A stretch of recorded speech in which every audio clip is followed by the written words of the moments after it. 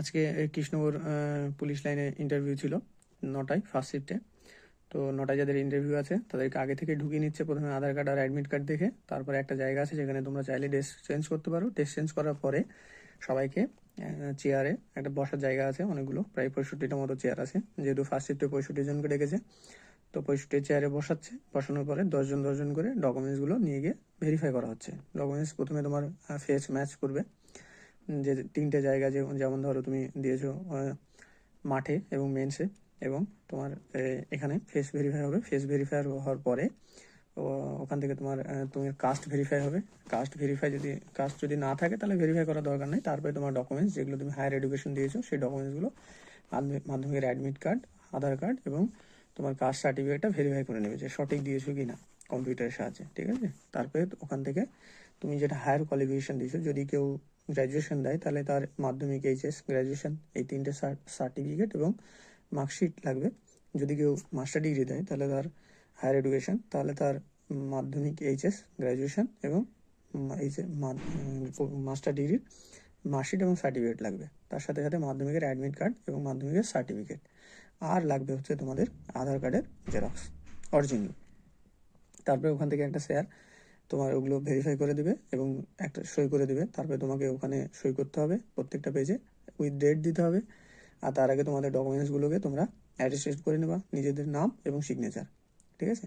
তারপরে সেগুলো হয়ে যাওয়ার পরে তোমাকে একটা খাতায় সই করাবে। সই করার পরে তোমার ডকুমেন্টসটা একটা ওখান থেকে একজন কনস্টেবল আছে যে ইন্টারভিউ ঘরে পাঠিয়ে দেবে। এবার তোমরা তারপরে ওখান থেকে দাঁড় করিয়ে তোমাকে লাইনে দাঁড় করিয়ে দেবে। সেখান থেকে 10 জন করে ইন্টারভিউ যেখানে হচ্ছিল সেখানে নিয়ে যাওয়া হবে, এবং ওখানেও চেয়ার আছে, চেয়ারে বসানো হবে। এবং চেয়ারে বসানোর পরে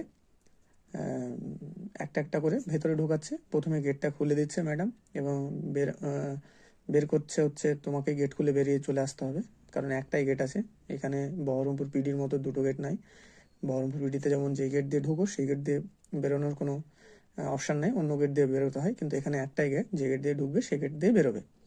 ওখানে 7 জন মতো আছে কৃষ্ণনগর পিডিতে, এবং কৃষ্ণনগর পিডিতে 7 জন আছে। 7 জনের মধ্যে একজন হচ্ছে ম্যাডাম, বাকিগুলো স্যার। মোটামুটি 4 জন অফিসার কোশ্চেন করছে, বাকিরা করছে না। এক্ষেত্রে ধরো আমাকে যেমন কোশ্চেন করা হয়েছিল যে আন্দামান নিকোবর দ্বীপপুঞ্জ কোথায়, এবং একটা আগ্নেয়গিরি আছে যেটা কোথায় দেখতে পাওয়া যায়। আন্দামান নিকোবর দ্বীপপুঞ্জে কতগুলো দ্বীপ নিয়ে গঠিত, লাক্ষাদ্বীপ কি দিয়ে তৈরি, আর লাক্ষাদ্বীপের সাথে আন্দামান নিকোবর দ্বীপপুঞ্জের কিছু মিল আছে কিনা, সুন্দরবনের সুন্দর গাছ ছাড়া আর কি গাছ আছে, সুন্দরবন গাছের বৈশিষ্ট্য কি, তুমি কেন এত কোয়ালিফাইড হওয়ার পরে এখানে কেন আসছো, ঠিক আছে? এইসব কোশ্চেনগুলো করা হয়েছিল। তবে অনেকেই করছে না, বেশিরভাগ সবাইকে সাবজেক্ট থেকে করছে। তো তোমরা কেউ ভয় পেও না, নর্মাল ব্যাপার, যাবে ইন্টারভিউ দেবে চলে আসবে, সমস্যা নাই। আর যারা সাবজেক্ট মানে গ্র্যাজুয়েশনে যে সাবজেক্ট আছে সেই সাবজেক্টটা একটু দেখে নিও, কারণ সেই সাবজেক্ট থেকেই কোশ্চেন করছে। এটা হচ্ছে কৃষ্ণনগর পুলিশ লাইনের আমার ছিল কৃষ্ণনগর পুলিশ লাইনের, এটা তোমার বললাম।